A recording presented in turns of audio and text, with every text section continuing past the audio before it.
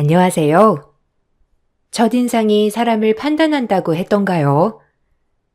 첫인상이라는 게 참 무시할 수 없는 거지만 이 첫인상 하나 때문에 저에게 있었던 일화를 한번 얘기해 볼까 해요. 전 30대 중반 여성이고 미술관에서 큐레이터라는 직업을 가지고 일을 하고 있어요. 그러던 어느 날 자주 오던 미술관 손님 중 저를 아주 눈여겨보시던 분이 계셨어요.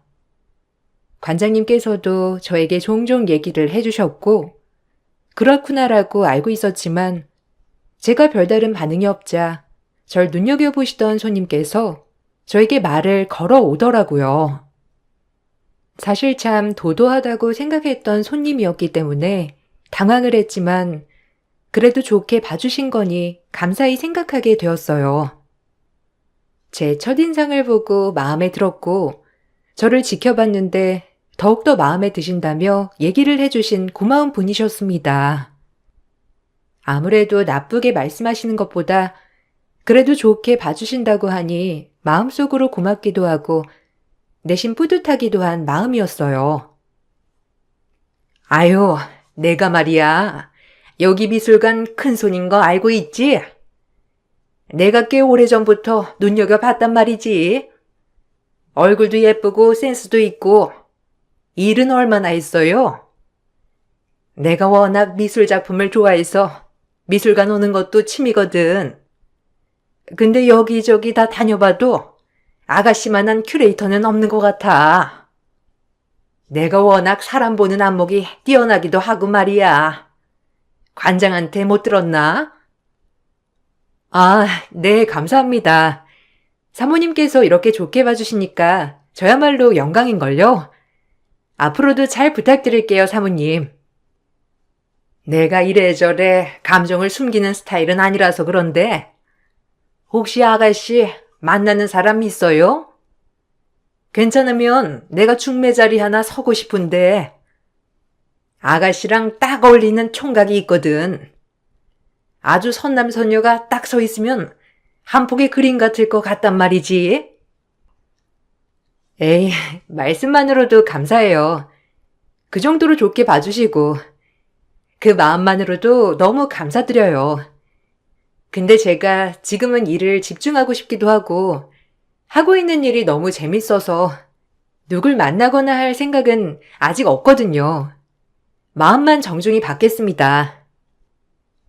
아유, 진짜 한번 만나봐. 내가 진짜 이 자리가 아까워서 하는 말이야. 나중에 후회하지 말고 그냥 믿줘야 본전이겠거니 만나봐요. 그래, 사모님 믿고 한번 만나봐. 사모님이야 어련히 알아서 좋은 사람 소개해 주시겠어. 그러니까 이럴 때 받아. 한사코 거절했지만 계속되는 손님의 말에 결국 한 번은 만나보기로 했어요. 옆에서 관장님이 엄청 부추긴 것도 있었지만요. 그럼에도 불구하고 조금은 마음이 찝찝한 건 한편에 있더라고요. 사실 손님한테 소개받는 것이 썩 내키지 않았지만 손님과 관장님이 끈질기게 저를 선택하여 결국은 소개를 받게 되었답니다. 그리고 소개팅 당일 떨리는 마음을 안고 자리에 나가자 생각지도 못하게 제 이상형이 앉아 있었고 그날 분위기가 좋아 두 번째, 세 번째 만남까지 이어가게 되었어요. 그러다 보니 자연스레 사귀자는 이야기가 나왔고 저희는 연인으로 발전할 수 있었어요. 하지만 예비신랑과 연인이 되자마자 알게 된 사실 하나가 발목을 잡더라고요. 알고 보니 저에게 소개팅을 해준 주선자분이 예비신랑의 친어머니라는 사실에 마음은 반반으로 복잡해져 갔어요. 왜 날 소개해준 것일까 하는 의구심이 들었고 사실상 저를 완전히 알지 못하시는 분이기 때문에 혹시나 결혼 얘기가 오갔을 때 막상 마음에 안 들어 하시진 않을까 하는 걱정이 되었어요. 그 정도로 예비 신랑이 마음에 들었기 때문에 이런 고민도 해나갔죠. 우리 엄마가 하도 만나보라고 하길래 나갔는데 진짜 이렇게 잘 통하고 마음적으로 잘 맞는 사람은 네가 처음이야. 아, 어머니셨구나. 난 그냥 건너 건너 아시는 분인 줄 알았어. 어머님이 좋다고 하셨으니 문제는 없겠지? 막상 어머님이 주선했다고 하니까 마음이 좀 불편하기도 하고 싱숭생숭하네. 너무 내 겉모습만 보고 판단하신 건 아닐까 해서 걱정도 되고. 에이, 우리 엄마 절대 그런 분 아니셔. 얼마나 고상하고 인품이 훌륭한데. 늘 하시는 말씀이 그냥 내가 좋다고 하는 여자 데리고 와서 행복하게 살면 그만이라고 하시는 분이야. 그러니까 너무 그렇게 걱정 안 해도 돼. 참고로 우리 엄마가 널 얼마나 마음에 들었으면 이렇게 아들한테까지 소개를 시켜주겠어. 그러니까 너무 그렇게 긴장하지 않아도 된다는 거야. 그러면 너무 다행이긴 한데, 난 계속 미술관에서만 만났어서 사실 어머님에 대해 잘 모르기도 하니까 긴장이 되긴 하네. 내가 있잖아. 걱정 마.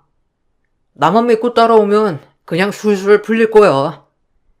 참 엄마가 가만 보면 안목이 있는 것 같아. 널 만났잖아. 다행히 예비 신랑은 저를 안심시켜 주었고, 그렇게 저희는 결혼도 약속하는 사이가 되었어요. 서로 결혼을 약속한 뒤 밖에서 어머님을 처음 뵙던 날, 어머님은 저에게 은근슬쩍 본인이 원하는 며느리상을 말씀하시더라고요. 그런 말들이 조금은 불편하게 다가왔지만, 그래도 이 정도는 시어머니로서 며느리에게 말할 수 있는 부분이라고 생각해 그냥 좋게 넘어가게 되었어요. 아유, 내 이럴 줄 알았다니까. 이렇게 둘이 놓고 보니 얼마나 잘 어울리는 한 쌍이야. 외모면 외모, 스펙이면 스펙. 아, 아니다. 스펙은 조금 지혜씨가 딸리긴 하지. 우리 아들은 고려대 나왔잖아. 얘기 듣기론 지혜씨는 지방대 나왔다며. 그게 좀 흠이네. 사실 내가 우리 지혜씨 엄청 지켜봤거든. 참하기도 하고 어쩜 말도 그렇게 조리 있게 잘하던지 딱 내 스타일인 거야. 아, 네. 뭐 대학은 그렇게 됐어요. 그래도 4년 내내 장학금 받고 다녔고 지금 자리 잘 잡아서 일도 하고 있으니 전 그렇게 딱히 제 학력에 대해 부끄러운 점은 없거든요. 그럼에도 절 그렇게 좋게 봐주셨다니까 너무 감사해요. 앞으로 형준 씨랑 잘 지내면서 어머님한테도 잘할게요. 형준 씨도 어머님 닮아서 서글서글하고 소탈하니 만나보니까 정말 좋은 사람인 걸 느꼈거든요. 감사해요, 어머님. 그리고 앞으로 잘 부탁드릴게요. 앞으로 편하게 지혜라고 불러주세요. 아유, 그럴까? 지혜가 학력 콤플렉스가 있긴 하구나. 뭐 그럴 수 있지. 괜히 그렇게 얘기 안 해도 돼. 아, 우리 집은 그저 그냥 내 말만 잘 따르면 돼. 내가 왜 지혜 같은 사람을 골랐겠어? 사실 중매쟁이들이 아직도 나한테 연락 온다니까. 우리 집 재력 정도면 날고 긴다는 여자들이 줄을 섰어. 근데 그렇게 잘난 여자들이면 뭐해? 그런 애들은 시애미 머리 꼭대기 위에서 노르려고 한다니까. 그저 한 사람은 참하고 말 잘 듣고 상냥한 게 최고야. 내가 무슨 말 하는지 지혜는 아마 알아들을 거야. 에이, 엄마는 무슨 그런 말을 해. 그럼 지혜가 꼭두각시처럼 엄마 말을 들어야 한다는 거예요? 지혜 오해하겠다. 말이 그렇다는 거지. 지혜야, 내가 무슨 말 하는지 알고 있지? 아마 똑똑하니까 머리 회전은 빠를 것 같은데 아닌가? 아, 네. 어머님 마음에 들도록 제가 노력해야죠. 그래야 형준 씨도 중간에서 고단하지 않을 테니까요. 잘하겠습니다. 어머, 그래. 이렇게 말귀를 딱딱 알아들을 줄 알았다니까. 내가 이래서 그렇게 날고 긴다는 여자애들은 별로라는 거야. 지네 우월하다는 거에 빠져가지고 아마 남편이랑 시애미 말에는 고웃음을 칠 거다. 내가 정말 사람 하나는 잘 봤다니까. 시어머님의 말이 기분이 좋진 않았지만 그래도 저를 좋게 봐주고 있다는 전제가 깔려서 그런지 그때는 그냥 좋게 넘어가려고 했어요. 시어머니에게 결혼도 하기 전부터 좋지 않은 모습을 보여드리고 싶진 않았거든요. 하지만 늘 손님으로만 보던 시어머님은 결혼을 준비하는 과정에서 자세히 만나게 되자 제가 알던 사람과는 딴판인 사람이었고 남자친구를 보면 참 좋은 사람인데 시어머님 자리는 잘못 걸렸다고 생각할 만큼 어머님의 민낯이 점점 저에게 드러나게 되었죠. 제가 편해졌다고 생각해서인지 어머님은 저에게 사소한 거 하나하나 요구하기 시작하셨어요. 사실 일적으로 바쁜 나날을 보내고 있었기 때문에 시어머님의 그런 요구들이 점점 부담스럽게 느껴지기 시작했고 그런 모습들이 당황스러웠으며 날이 가면 갈수록 고단했답니다. 지혜 너 월요일 시간 되니? 관장한테 듣기론 너 비번이라던데. 내가 갈 데가 있는데 네가 운전 좀 해줄래? 네가 꼭 딸 같아서 그래. 내가 또 딸이 없으니까 딸이랑 다니는 기분이 어떤 건지도 좀 느껴보고 싶기도 하고. 너 시간 괜찮지? 아, 제가 그날은 약속이 있어서 불가능할 것 같아요. 어쩌죠? 저도 웬만하면 운전해 드리고 싶은데 그날 선약은 한참 전에 잡힌 거라 제가 취소하는 게 예의가 아닌 것 같아서요.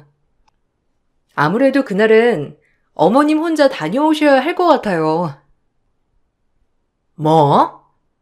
아니, 약속 취소하면 안 되는 거야? 그럼 내가 혼자 운전해서 가라는 거야? 사정이 있다고 하고 약속 취소하면 되는 걸 가지고. 아니, 저도 오래전부터 한 약속이라서 바꿀 수가 없어요. 어머님이 갑자기 말씀하시기도 했고 이게 바꿀 수 없는 스케줄이거든요. 지금 나보다 중요한 게 있다는 거야? 너 우리 아들이랑 결혼하기 싫으니? 내가 널 왜 선택했는데? 고상하고 말 잘 들을 것 같아서 우리 아들 짝으로 결정했더니 이러쿵저러쿵 말이 많아서 어디 되겠어? 잘 생각해. 우리 아들 만나고 싶으면. 네? 그 말뜻은 그럼 어머님 말에 거역한다면 형준 씨랑 약속한 결혼은 파토내신다는 거예요? 지금 제가 들은 말이 이거 맞는 거죠? 역시 머리 회전은 빠르구나. 난 내 말에 순응하는 며느리를 원한 거지.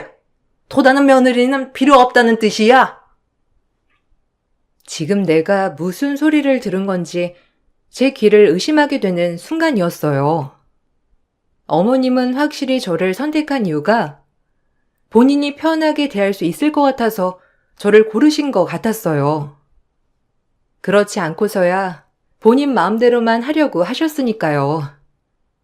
이런 부분들이 부딪히면서 예비신랑과의 결혼도 점점 망설이는 계기가 되었고 남자친구와는 정말 잘 맞았지만 결혼은 둘만이 하는 게 아닌 걸 알았기 때문에 이런 부분이 반복되면 될수록 서로 결혼을 할 수 없다고 생각이 들었어요. 하지만 시어머님은 그럼에도 불구하고 제가 무슨 이 집에 시집을 꼭 가고 싶어 하는 사람처럼 절 대하시더라고요. 처음에는 잘해주셨지만 저를 점점 본인 비서 부리듯 대하셨는데 매번 제가 어머님 말에 순응을 하지 않을 때에는 사람을 잘못 봤다며 비난을 하셨어요. 참다 이건 아니라는 판단하에 예비신랑에게 얘기를 하게 되었지만 팔은 안으로 굽는다고 했던가요? 예비 신랑은 본인의 어머니를 이해할 순 없지만 그래도 저에게 이해해달라며 간곡히 부탁을 하며 저를 설득하기 시작했어요. 어머님은 이리저리 일이 많으신데 왜 도와주시는 분을 안 쓰시고 매일 이렇게 나한테 전화로 부탁하실까? 진짜 곤란하다. 매번 거절할 때마다 사람을 잘못 봤다는 둥 너무 힘들어. 솔직히 그러려고 나 자기한테 소개해준 것 같아서 속상하기도 하고. 또 엄마가 뭐 부탁했어? 아, 진짜 그러지 말라고 하니까. 계속 그러시네. 미안하다. 우리 엄마가 딸이 없어서 그래. 딸이면 과연 이럴까? 오늘은 일 끝나고 어머님 동창회에 가서 입을 옷 좀 같이 골라달라고 하시는데 내가 요새 전시 때문에 잠을 너무 못 자서 힘들다고 하니까 또 화내시는 거 있지? 나 진짜 어떻게 해야 해? 이게 맞는 거야? 내가 엄마한테 알아듣게 잘 설명할게. 근데 알아듣게 설명해도 계속 그러시네. 뭐 며느리에 대한 로망이라나? 네가 조금만 이해해주면 안 될까? 우리 엄마가 진짜 딸이 없어서 너랑 이것저것 하고 싶어서 그런 걸 내가 어떻게 해? 남자친구에게도 하소연을 해봤지만 남자친구 또한 저에게 큰 힘이 되어주진 못하였고 계속 시간은 하염없이 흘렀어요. 몇 번이고 결혼을 해야 하나 말아야 하나 고민을 했지만 남자친구를 사랑하는 마음 또한 너무 컸기 때문에 최대한 이 모든 걸 극복해 보리라는 마음을 가지고 있었죠. 그리고 그때까지는 그냥 어머님이 절 너무 좋아하셔서 자꾸 같이 하려고 하시는 거다라고 합리화를 하며 애써 안 좋은 점을 잊으려고 했지만 이것이 잘못된 시작이었어요. 어머님과 그렇게 한바탕 하고 난 뒤부턴 어머님은 저에게 대놓고 더욱더 요구하는 게 많아지셨고 이젠 제가 이 집에 맞춰야 한다는 식으로 얘기했죠. 결혼하기 전에 이 집안에 뼈를 묻겠다는 마음으로 시집와야 할 거야. 우리 집 며느리가 된 이상 내 말만 들어야 하니까. 세상이 어떤 세상인데요. 부탁드릴게요. 어머님도 너무 그렇게 제 스케줄과 상의 없이 약속 잡지 말아주세요. 아무래도 제가 밖에서도 일을 하다 보니까 스케줄 맞추기가 쉽진 않거든요. 이해해 주셨으면 해요. 어머님도 외부 생활 많이 하시니까 잘 아실 거잖아요. 어머님과 시간이 맞으면 함께 하겠지만 그러지 못할 때는 그러려니 하고 이해해 주세요. 내가 그 미술관 일 어디 모를 줄 아니? 내가 얼마나 미술관을 많이 다니는데 꼴랑 큐레이터 하면서 아주 바쁜 척은? 이렇게 말 안 들을 줄 알았으면 진작에 학벌 좋고 능력 좋은 여자에 데려다가 형준이 짝으로 만들어줬지. 굳이 내가 지방대 나오고 듣보잡인 너란 애를 왜 우리 형준이 짝으로 점 찍었겠니?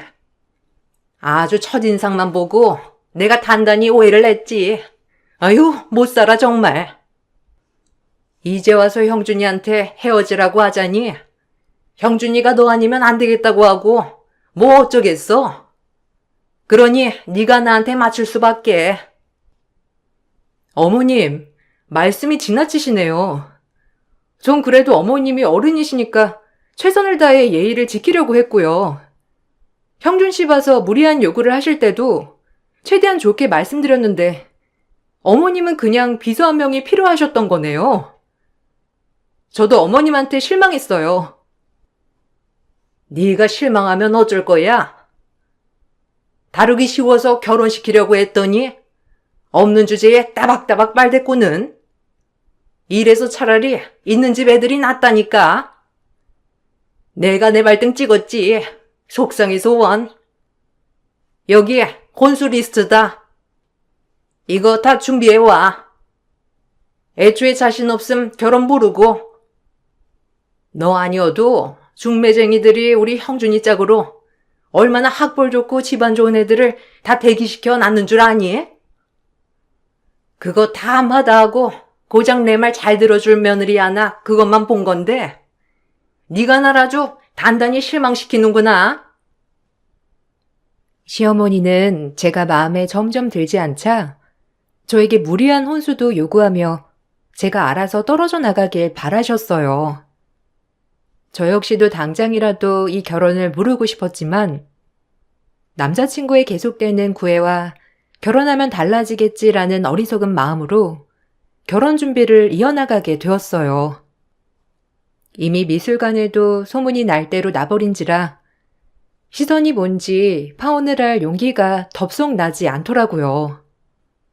그렇게 고민만 하다 자연스레 상견례가 잡히게 되면서 저희 부모님과 남자친구네 가족이 만나게 되는 자리가 있었어요.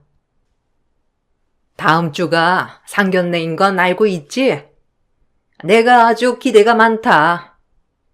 어떻게 딸을 이렇게 되바라지게 키웠는지 궁금하단 말이야. 얌전한 줄 알았는데 따박따박 말대답하는 거. 왜 그런지 한번 내가 물어봐야겠다. 우리 형준이가 아깝지? 내가 너란 애를 붙여줬으니, 아이고. 저희 부모님 평생 남들에게 아쉬운 소리 없이 베풀기만 하신 분들이세요. 욕을 하실라거든 제 욕만 하시고 저희 부모님 욕은 안 하셨으면 좋겠어요. 그리고 이왕 결혼하게 되는 거 전 어머님이랑 잘 지내고 싶거든요. 어머님도 노여움 그만 푸셨으면 해요. 이제 와서? 내가 그렇게 필요할 땐 다 거절하더니 이제 와서 내가 혼수 리스트 주니까 아차 했나 보지? 이제야 주제 파악이 되는구나. 네가 시집 오려고 하는 집이 보통 집이 아니란다. 대대로 국수 가게를 오래 해서 전통도 있고 지금은 분점도 얼마나 많은 줄 아니? 그러니 진작 고분고분했으면 얼마나 좋아. 다 네 발등을 찍은 거니까 후회도 소용없다 이 말이야. 시어머님은 맨손으로 시장에서 국수 장사를 시작하여 여러 군데 체인점을 갖고 계시는 분이었어요. 그래서 그런지 어머님은 늘 본인의 가게를 언급하시며 저에게 시집 잘 온 줄 알라며 얼마나 떵떵거리셨는지 매번 들을 때마다 귀에 딱지가 앉을 지경이었답니다. 그런 사연을 뒤로한 채 상견례 날이 다가왔고 상견례 날 시어머니가 잡은 강남 고급 일식당에 아빠가 주차를 먼저 하게 되었죠. 마침 주차장에 도착하신 시어머님이 이 광경을 보곤 저희 아빠 엄마가 들으라고 큰 소리로 외치셨어요. 살다 살다 이런 모욕은 처음이었고 원래도 시어머니에게 실망을 했지만 이번 사건을 계기로 완전히 제 마음이 돌아서 버렸죠. 아, 가지가지하네. 봉고차? 아니 어떻게 이런 고급 일식집에 장비하게 봉고차를 끌고 와? 아유, 나 부끄러워. 별 거지 같은 집안이 다 걸렸네. 이래서 확실하게 중매쟁이한테 소개를 받았어야 한다니까. 그저 고분고분할 줄 알고 아무것도 안 알아보고 우리 아들 소개해준 내가 잘못이지. 아유, 진짜. 하다하다 별 거지 같은 것들한테 걸려가지고. 형준아, 그냥 가자. 아, 엄마. 무슨 말을 그렇게 해요? 거지 같다뇨. 그리고 다 들리게 예의 없게 뭐라고 하시는 거예요? 제발 조용히 좀 해요. 아니, 내 말이 틀려? 어떻게 이런 일식집에 저딴 봉고차를 끌고 오냐고. 창피해서 누가 보기라도 할까봐 나 뜨겁다. 시어머니는 일부러 결혼이 파투나라는 듯이 상견례 날 저희 아빠 엄마가 타고 온 봉고차를 조롱하며 대놓고 비아냥대었어요. 그 모습을 보니 피가 거꾸로 솟는 것만 같았습니다. 하지만 시어머니가 막말을 하자 저희 엄마는 그 소리를 듣고 가만히 계실 분이 아니었죠. 엄마는 시어머니의 말이 끝나자마자 기다렸다는 듯이 아빠 정체를 밝혔어요. 그렇게 아빠의 정체를 밝히자마자 배꼽 터질 장관이 펼쳐지게 되었죠. 늘 도도하고 꼿꼿했던 시어머니의 태도가 완전히 바뀐 것이었어요. 나쁘끄럽다고 하던 시어머니는 아빠의 정체를 듣더니 표정부터가 180도 변하며 살가운 목소리로 아무렇지 않게 말을 거셨어요. 어디서 낯익은 음성이라더니 역시 여전히 재수가 없는군요. 나 모르겠어요. 얼마 전에 우리 땅 보러 왔었잖아. 저 봉고 작은 양반이 당신이 그렇게 사고 싶어하던 땅 주인이 올시다.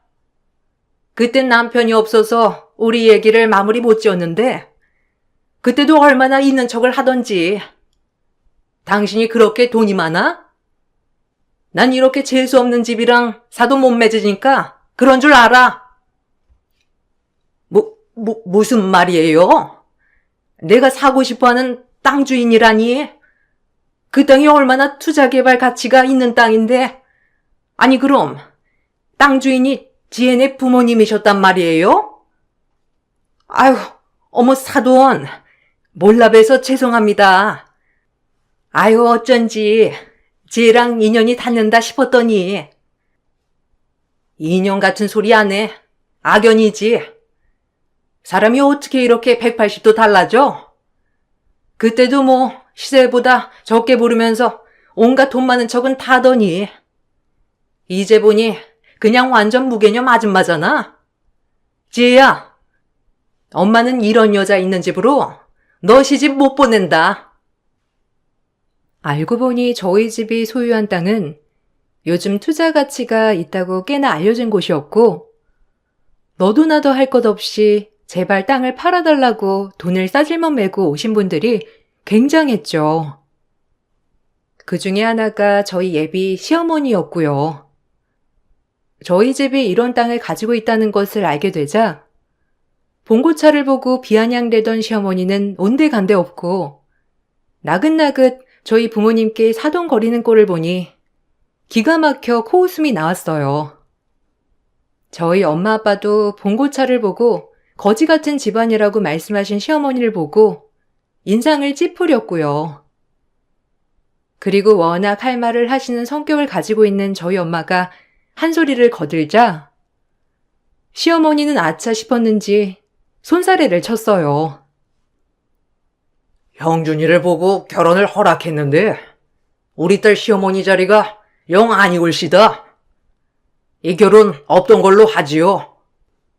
그리고 사람 겉만 보고 판단하는 당신 같은 족속한테 내 딸 시집 못 보내니 그리 알아.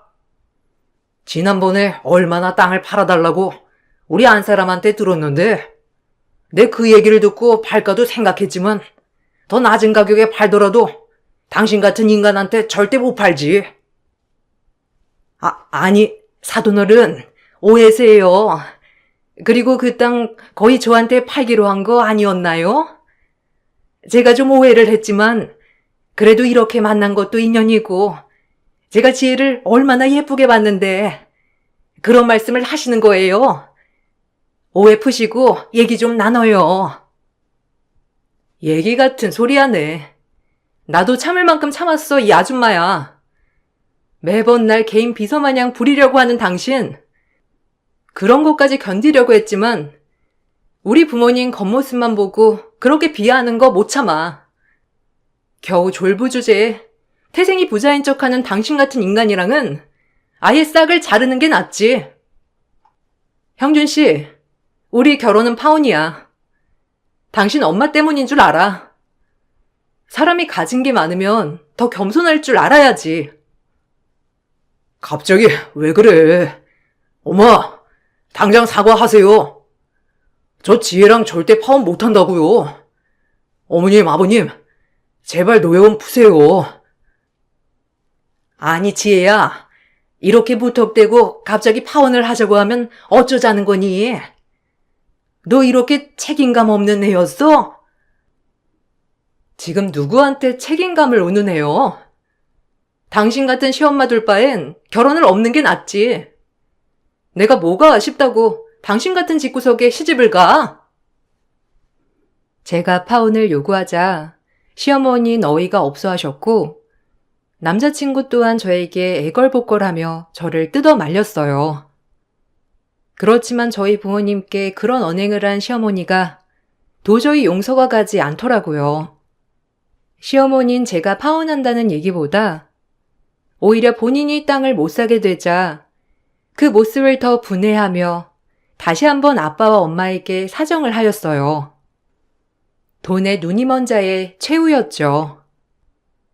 갑작스레 국수 가게가 잘 되어 돈이 많아진 건 남편에게 들어서 알고 있었지만 이런 식으로 돈에 눈이 먼 사람일 줄이야 정말 몰랐어요. 그래도 다행히 상견례장에서 알게 되어 남자친구와는 이별을 해야 했지만 이게 최선의 선택인 것 같았어요. 아니, 내가 오해했다니까요. 사돈, 이러지 마시고 우리 식당 들어가서 얘기해요. 그 땅 꼭 제가 사야 한다고요. 이게 어디서 땅 타령이야? 지혜야, 여보, 가요, 우리.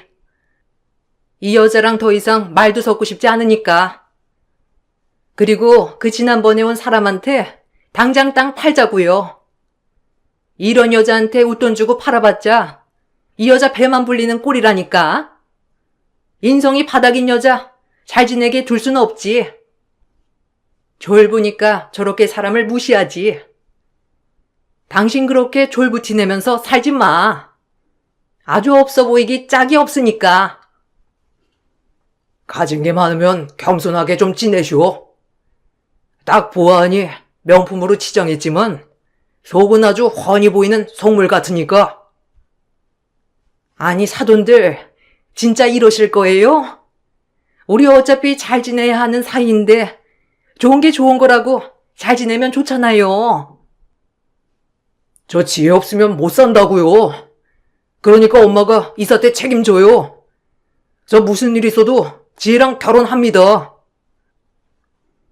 남자친구는 그 자리에서 한사코 저와 결혼을 하겠다고 했지만 저희 엄마 아빠는 마음이 돌아서지 않았고 저 역시 마찬가지였어요. 시어머니는 저희가 가지고 있는 땅이 엄청 개발한다는 얘기를 알고 계셔서 그런지 계속해서 땅 얘기를 해왔고 저흰 절대 팔지 않았죠. 저희로 인해 시어머니가 가지고 있던 계획에 차질이 생기자 저희 미술관에 찾아와 저에게 사정사정 하였어요. 관장님도 제 얘기를 다 듣곤 전혀 그런 사람인 줄 몰랐다며 놀라서 그나마 저에게 위로 아닌 위로를 해주셨어요.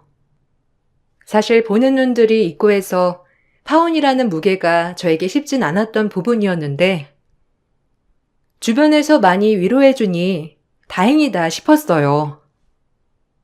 그 사모님, 그런 사람인 줄 몰랐어. 지혜씨 마음에 든다고 할 때부터 알아봤어야 했는데. 이 바닥 소문 엄청 빠르잖아. 이래서 졸부들은 안 된다니까.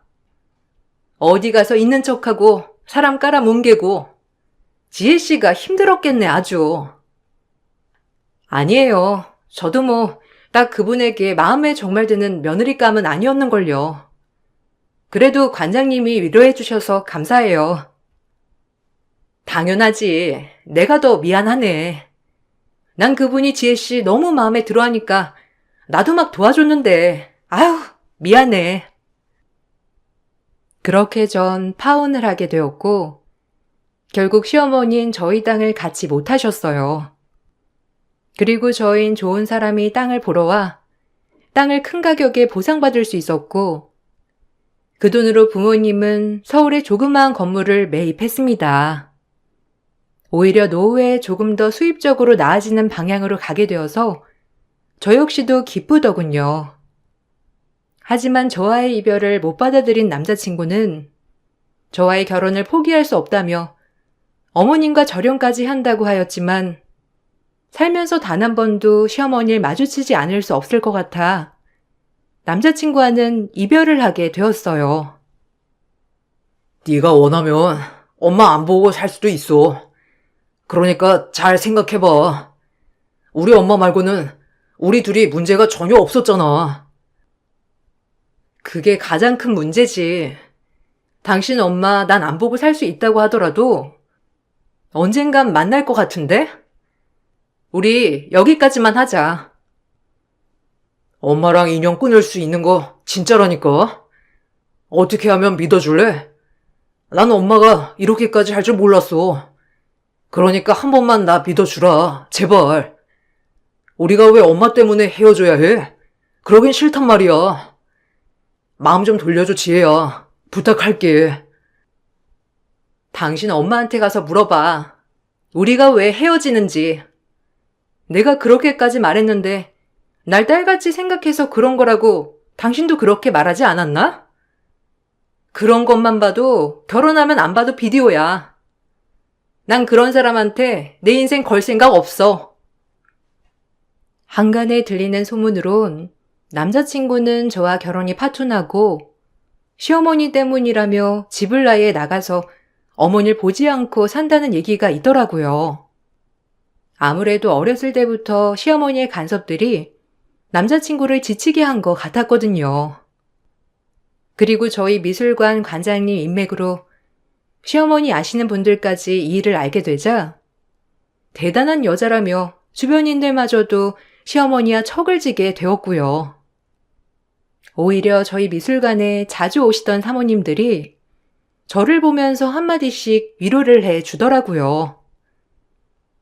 어머, 나 얘기 들었잖아. 그 국수집 사장 어쩐지 맨날 우아한 척 고상한 척 하더니 결국은 지혜씨 끼어다가 부려먹으려고 했다는 거 아니야? 나 이 얘기 듣고 진짜 얼마나 충격받았는지. 사람이 어쩜 그래? 그래서 졸부티가 난다는 건가 봐. 고상하지 못하게.